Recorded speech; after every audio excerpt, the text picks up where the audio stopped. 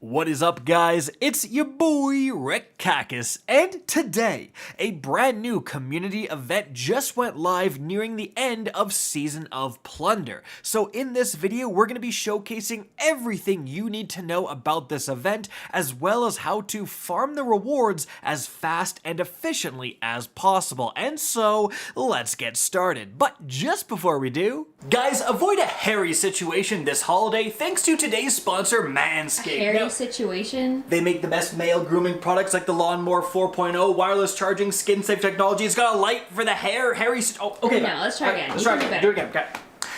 Guys, don't drop the balls this holiday season. What? Drop the ball? Well, if you're not getting the Weed Whacker with the Performance Package 4.0, you're having nose hair flying everywhere. You're dropping the ball. Okay, that's okay. Okay. We'll do another. Santa loves his sack, and so should you. My Okay, God. all right. Okay, who doesn't love a pun? Okay, No everyone loves puns, just like everyone loves the Performance Package 4.0, baby. Comes with everything you need for male grooming. You got the lawnmower, you got the weed whacker, the crop reviver, crop preserver, and guys, it's also going to come with 2 free gifts: boxers and an awesome travel case. And if you use my code that's simply right down below, you're also going to get 20% off your purchase and free shipping. And there's a bunch of other Manscaped products as well, like the brand new body buffer to just get everything you need squeaky clean. Guys, definitely click that link. Alright, so what the heck is going on with this event? Well, the first thing you're going to need to do is head to the tower and interact with the donations chest. As you can see, it's going to give you the quest called a Rising Tide, which you need to participate in this event. So after that, you can see it turns kind of into a vendor screen, and it displays the personal reward track as well as the community reward track. So as you can see, for the personal rewards, if you donate 1 treasure, you already get an emblem. But before we go over this stuff, let's talk about how to get these treasures. Well, as you can see from this screen right here, the treasure is referred to as Captain's Coins, and they can drop in Ketchcrash, Expedition Activities, Destination Chests, Lost Sectors, Public Events, Dares of Eternity, and the King's Fall Raid. So, what do you actually get for collecting this stuff? Well, in terms of the personal reward track, again, you get that emblem, you get 5 enhancement cores for 300 donated, you get 3 upgrade modules for 600, then you get an Eliksni Quarter gift box for 1,000, then you get enhancement prisms for 1,400, you get an ascendant shard for 1,800, and then lastly for 2,400 total donated, you get this exotic Swashbuckler Ghost Shell, which is pretty neat. Now, the community track is also very interesting. So, for 40 million total treasure donations, it says removes debris and improves accessibility for the Eliksni Quarter. So, all of these are going to have a similar theme where it's going to improve the visual appearance of this location in-game. You're kind of improving the world in-game. But it also comes with a more practical benefit as well. So in this case, it unlocks the ability to donate Season of Plunder map fragments to the donations chest. So you can see that on the second page here. So potentially if you're farming something like Ketchcrash, you're going to be earning that stuff, and if you don't need it, you can just throw it into the donations chest and just get rewards much quicker. Now, for the next community upgrade, for 80 million total donations, again, improves the Eliksni Quarter, but then also unlocks the ability to donate Season of the Plunder treasure coordinates to the donations chest that we also saw on that second page. For the 140 million goal, unlocks the ability to donate destination materials. For the 200 million treasure goal, unlocks the ability to purchase Eliksni Quarter gift box from the donation chest. For 260 million, unlocks a chance for an Eliksni Quarter gift box to drop upon completing a strike. Then for 320 million, unlocks a chance for an Eliksni Quarter gift box to drop from Gambit. And then lastly, for 400 million treasures donated, It's the exact same thing as the other two, but for Crucible this time. Now, interestingly, these have clearly stated community goalposts for how much you need to donate.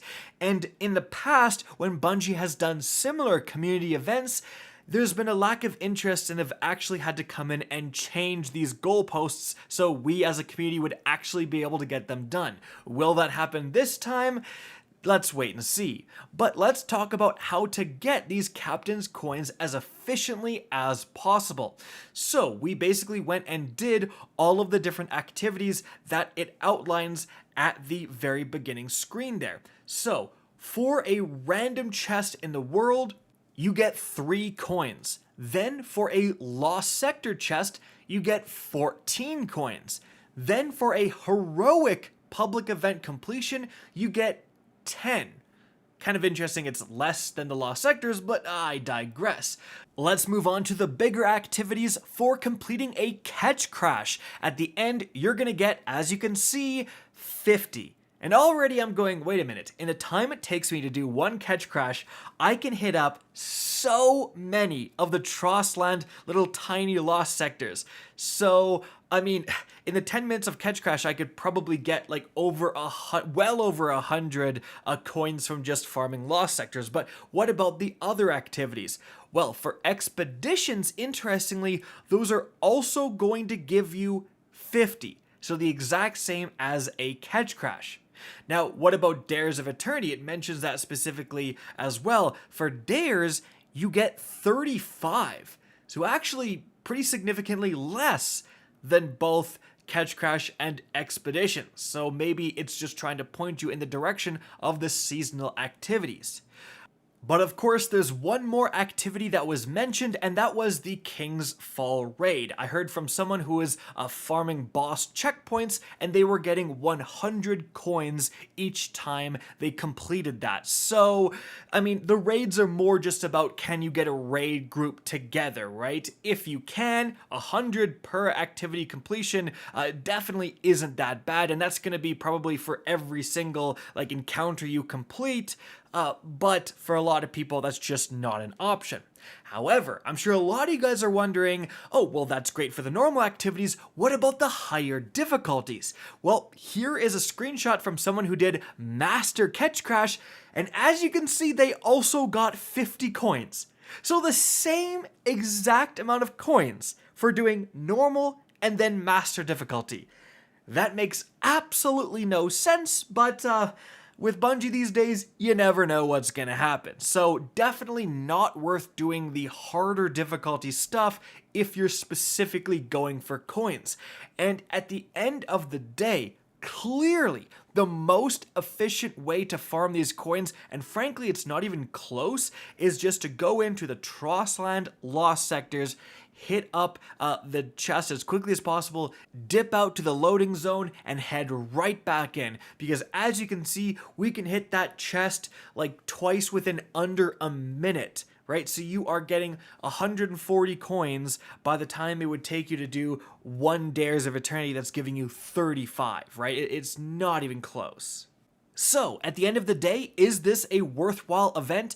Well, Bungie specifically did say that you can get red border weapons from this community event. They mentioned it in the TWAB. So likely that's what those Eliksni gifts are that you're unlocking later in the community reward track. So if you are someone who doesn't have all of their red borders unlocked, all of the crafting patterns unlocked, then it's probably worthwhile. But if you're like me and you do have them unlocked, yeah, it's completely pointless. I mean, I'm going to be getting that ghost and then pretty much stopping.